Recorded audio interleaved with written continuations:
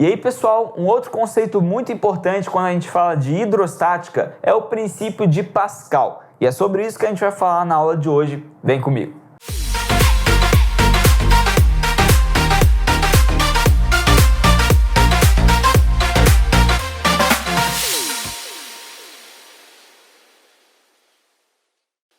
Então, pessoal, na aula de hoje a gente vai falar sobre o princípio de Pascal. O princípio de Pascal também está relacionado aqui na nossa hidrostática e ele fala o seguinte: a pressão aplicada num ponto do fluido transmite-se integralmente a todos os pontos do fluido. Então, se eu tenho um recipiente aqui com um certo fluido e eu aplico uma pressão em um ponto dele, o que acontece? Essa pressão vai ser transmitida para todos os pontos desse fluido. Então, todos os pontos do fluido vão sentir essa pressão também, a mesma pressão, tá bom? Então, é um princípio bastante interessante e que ajuda muito o ser humano em algumas aplicações. Por exemplo, na prensa hidráulica, tá bom? A prensa hidráulica vai utilizar o princípio dos vasos comunicantes juntamente com o princípio de Pascal, tá bom? E como é que funciona? São vasos comunicantes, só que aqui a gente vai colocar uma plataforma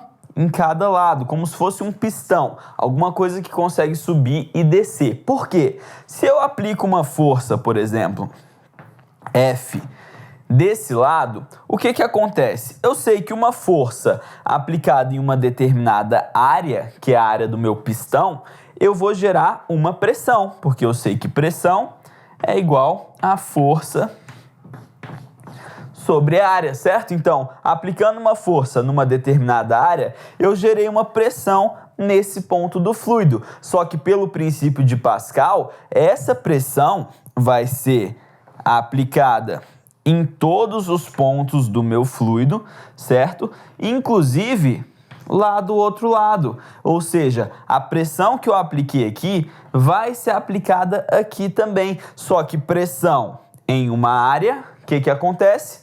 Pressão em uma área, eu vou gerar uma força. Então, eu gero uma força aqui para cima. Isso é muito interessante para a gente fazer, por exemplo, a prensa hidráulica serve como um elevador hidráulico. Então, você já pensou como é que os caras conseguem elevar um carro, por exemplo, lá na oficina do mecânico? Eles utilizam macacos hidráulicos que utilizam esse princípio de Pascal, tá? Eu aplico uma força de um lado, essa força vai ser transmitida por um fluido e vai chegar do outro lado elevando o carro. Mas como que eu consigo fazer uma força tão grande para elevar um carro? Justamente pela diferença da minha área. Eu sei necessariamente pelo princípio de Pascal que a minha pressão tem que ser igual, a pressão é a mesma. Então, se eu mudo a minha área dos dois lados aqui, eu consigo alterar também a força. Então, eu, um ser humano, fazendo uma força que um ser humano consegue fazer, é capaz sim de elevar um carro numa plataforma. E é isso que a gente vai ver no exercício da próxima aula. Eu te vejo lá.